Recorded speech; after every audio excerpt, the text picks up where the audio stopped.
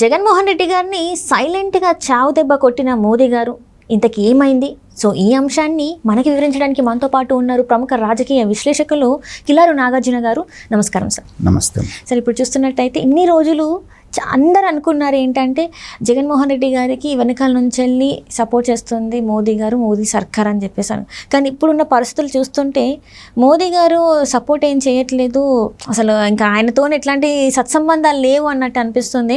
And ఇంకొక ఎన్నికలు ఇంకా 4-5 రోజులు ఉన్న క్రమంలో ఒక సైలెంట్గా ఈయనకి ఒక చావదెబ్బ కొడుతున్నట్టు కూడా వార్తలు వస్తున్నాయి. ఇంతగా అది ఏంటి అంటారు? అసలు రాజకీయంలో 2 ప్రముఖమైనటువంటి సామెతలు ఉన్నాయి. ఒకటేంటంటే రాజకీయంలో శాశ్వత మిత్రులు కానీ శాశ్వత శత్రువులు కానీ ఉండరు. కేవలం అవకాశం అనేటువంటి అవకాశవాదం మాత్రమే ఉంటుంది రాజకీయంలో. ఇప్పుడు మనకి ఎవరితో అవసరం,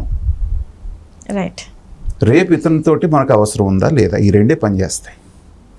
రెండవది, రాజకీయంలో హత్యలు ఉండవు, ఆత్మహత్యలే ఉంటాయి. ఈ 2 కూడా ఖచ్చితంగా జగన్మోహన్ రెడ్డి గారికి అప్లై అవుతున్నాయి. మొట్టమొదటిది, నిన్ను బాగా దగ్గర తీశారు వాళ్ళు. ఎందుకు? 2 కారణాలు. ఒకటి, రాజ్యసభలో వాళ్ళకి సరిపడా వాళ్ళకి మెజారిటీ లేదు కొంతకాలం వరకు, ఇప్పుడు వచ్చింది బీజేపీ వాళ్ళకి. కాబట్టి బిల్లులు ఈజీగా పాస్ కావాలంటే జగన్మోహన్ రెడ్డి గారి మద్దతు అనేటువంటిది బీజేపీకి కావాలి. ఒకటి. రెండవది, జగన్మోహన్ రెడ్డి గారి మీద ఉన్నటువంటి కేసుల దృష్ట్యా పల్లెత్తి మాట వాళ్ళని అనేటువంటి ధైర్యం ఇతనికి లేదు. వాళ్ళు ఏం చెప్పినా, ఎలాంటి నిబంధనలు పెట్టినా, ఏం చేయమన్నా, ఎక్కడ సపోర్ట్ చేయమన్నా, ఏ పని చేయమన్నా ఖచ్చితంగా ఈయన చేసి తీరవలసిందే. కాబట్టి అతన్ని వాళ్ళు పక్కన పెట్టుకున్నారు అవసరార్థం. బాగుంది, అంత సంసారం బాగా నడిచింది. కానీ ఇప్పుడు 2024 ఎలక్షన్స్ వచ్చినాయి. వచ్చిన తర్వాత మోడీ గారు 3వ సారి 400కు మించినటువంటి మెజారిటీతో ఎన్డీఏని అధికారంలోకి తీసుకురావాలని చెప్పేసి విశ్వ ప్రయత్నం చేస్తున్నటువంటి సందర్భంలో రాజకీయాల్లో ఇంకో పదం ఉంది, గెలుపు గుర్రాలు అంటారు. అవును సార్. ఎవరు గెలవడానికి అవకాశం ఉంది, ఎవరు ఓడిపోతున్నారు అనేటువంటి క్యాలిక్యులేషన్ అనేటువంటిది సెంట్రల్ ఇంటెలిజెన్స్ అని వాడికి ఒకటి ఉంటుంది. అవన్నీ బేరీజ్ వేసుకొని ఈసారి జగన్మోహన్ రెడ్డి అనేటువంటి వ్యక్తి ఇక్కడ బాగా తగ్గింది ఆయనకి. అధికారంలో కూడా వస్తాడో లేదో అనుమానం అనేటువంటిది కలిగింది అక్కడ వాళ్ళకి. At the same time Chandrababu నాయుడిని అరెస్ట్ చేసేటువంటి పిచ్చి పని చేసి సానుభూతి అనేటువంటిది చంద్రబాబు నాయుడు వైపు వెళ్ళేటట్టు చేయటం, పవన్ కళ్యాణ్ లాంటి వ్యక్తి వెళ్ళి మళ్ళీ కలిసి మద్దతు తెలియజేయటం, వాళ్ళిద్దరూ కూటమి కట్టడం, ఇవన్నీ గమనిస్తూ జగన్మోహన్ రెడ్డి గారికి ఇంకా ఏమన్నా ఛాన్స్ ఉందా చూద్దాం అంటూ చాలా కాలం వాళ్ళు కాలయాపన చేశారు. మీకు గుర్తుంది, బీజేపీ కూటమిలో చేరటానికి ఇదిగో రేపు చేరుతుంది, వారం రోజుల తర్వాత చేరుతుంది, ఇలా రకరకాలు మనం చూసాం. అంతా క్యాలిక్యులేషన్ చేసుకొని వాళ్ళు ఖచ్చితంగా ఈసారి కూటమి అధికారంలోకి వస్తుంది అన్న తర్వాతనే చంద్రబాబు నాయుడు గారితో జట్టు కట్టారు. కట్టిన దగ్గర నుంచి ఈ కూటమిని విచ్ఛిన్నం చేయడానికి వీళ్ళు రకరకాల ప్రచారాలు.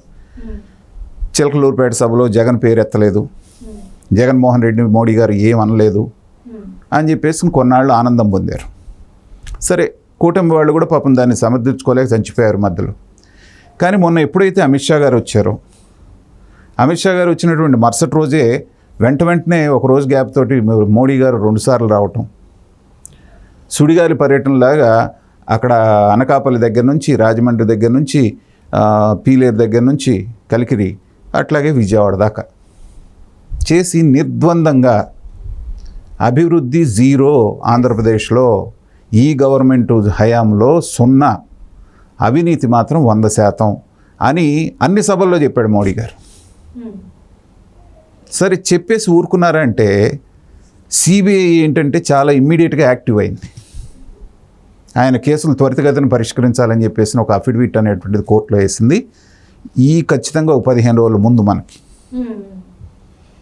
తర్వాత ఆయన ఎలక్షన్ అవ్వగానే విదేశాలకు వెళ్తానన్నటువంటి అప్పీల్ను కూడా మీరు దాన్ని ఆమోదించడానికి వీల్లేదనేటువంటిది అడ్డుపుల్ల వేసింది సిబిఐ. ఇవాళ మనకి ఫైల్ చేసింది, అది కూడా చూసాం. చూసినప్పుడు ఏంటంటే వాళ్ళకి అవసరం ఉంటే నెత్తిన పెట్టుకుంటారు, అవసరం లేకపోతే అలా తీసి పక్కన పెడతారు. ఇది రాజకీయం. ఈ రాజకీయాన్ని బాగా అవపోసన పట్టినటువంటి గుజరాతీ సోదరులు ఎవరైతే ఉన్నారో, గుజరాతీ వాళ్ళంటేనే వ్యాపారానికి పెట్టింది పేరు భారతదేశంలో, వాళ్ళ బ్లడ్లోనే ఉంటుంది. అలాంటిది బేరసారాలు, లెక్కలు, తూకాలు అనేటువంటివి వాళ్ళు బాగా వేస్తారు.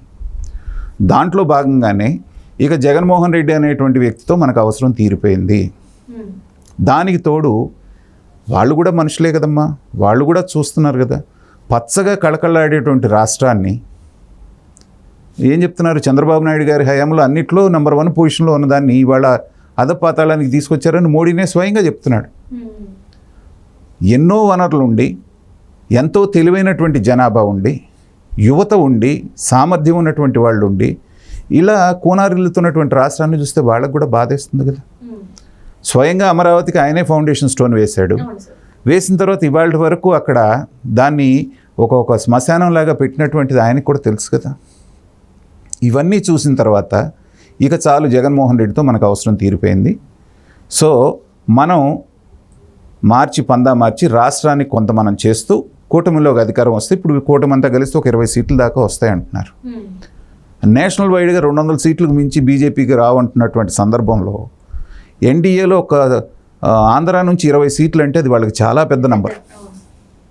కాబట్టి అది ఒక రకంగా ఆ ఎన్డీఏకి ఆక్సిజన్ లాగా పనిచేస్తుంది.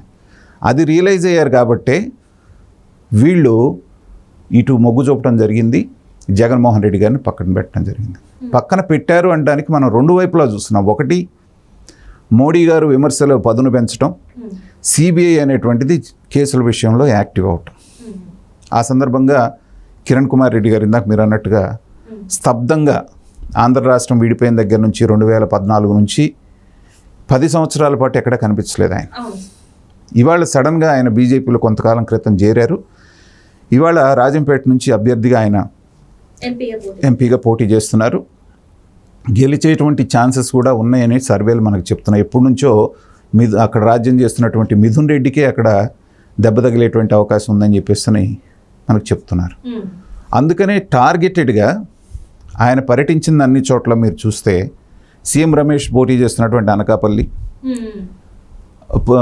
పురంధరేశ్వరి గారు పోటీ చేస్తున్నటువంటి రాజమండ్రి, కలికిరి అంటే అది ఈ రాజంపేట దీంట్లోకి వస్తుంది కాబట్టి ఈయన చేసే దగ్గర, ఇవన్నీ కూడా ఏంటంటే ఇప్పుడు మీకు రాజమండ్రికి దగ్గరగానే నర్సాపురం ఉంటుంది.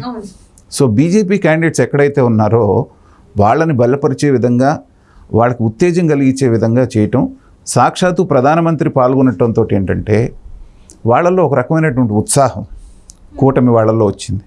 నిన్న ఏ టీవీలు అయితే, ఏ ఛానల్స్ అయితే కూటమికి, తెలుగుదేశానికి, జనసేనకి వ్యతిరేకంగా ఉంటాయి అనేటువంటి ఛానల్స్, వాటి పేర్లు అనవసరం, వాళ్ళే నిన్న ఏం రిపోర్ట్ చేస్తున్నారంటే, విజయవాడలో జరిగినటువంటి రోడ్ షో అనేటువంటి చూసిన తర్వాత కూటమికి చాలా ఉత్సాహం, ఉత్తేజం కలిగింది, వాళ్ళలో గెలుపు పట్ల బాగా విశ్వాసం పెరిగింది అనేటువంటిది వాళ్ళే చెప్తున్నారు. అది కనిపించింది నిన్న. కాబట్టి వీళ్ళు అనుకున్నది ఏంటంటే, ఎక్కడో చోట లొసుగులు ఉంటాయి, మనం ఏదో పుల్ల పెడితే వాళ్ళు కొట్టుకు చేస్తారు, మధ్యలో మనం లాభం పొందొచ్చు. మనం చూసాం మేనిఫెస్టో రిలీజ్ చేసినప్పుడు దాని మీద మోడీ గారి ఫోటో లేదు, ఆయన మేనిఫెస్టో ఇవ్వబోతే బీజేపీ ఆయన తీసుకోలేదు, ఇలా రకరకాల ప్రచారాలు. ఆ ప్రచారం చేసిన 2వ రోజే మోడీ గారు వచ్చి చంద్రబాబు నాయుడు గారిని ఆకాశానికి ఎత్తేయటం, ఈ రాష్ట్రానికి చంద్రబాబు నాయుడు గారు అవసరం ఉందని ఆయన చెప్పడం, ఇవన్నీ చూసిన తర్వాత ఏంటంటే వైఎస్ఆర్ సిపి శ్రేణుల్లో ఒక రకమైనటువంటి నైరాస్యం అలుముకుంటుంది. ఒకటి మేనిఫెస్టో, 2 ల్యాండ్ టైటిలింగ్ యాక్ట్, 3వది వచ్చేటప్పటికి పులి మీద పుట్టలాగా మోడీ, అమిత్ షా, మళ్ళీ అమిత్ షా కూడా ఇంకో పర్యటన కూడా ఉందంటున్నారు. ఇవన్నీ చూసేటప్పటికి ఏంటంటే దెబ్బ మీద దెబ్బలాగా వాళ్ళు ఫీల్ అవుతున్నారు. సో ఇది విజయావకాశాలని మాత్రం వైసీపీ మీద చాలా దెబ్బతీసేటువంటి అవకాశం ఉంది. మోడీ గారు ఆయన మాట్లాడే విధానం, ఆయన చేసేటువంటి పద్ధతి చూద్దాం. రాబోయే కాలం ఎలా ఉంటుంది, ప్రజలు ఎలా నిర్ణయిస్తారనేటువంటిది వేచి చూద్దాం.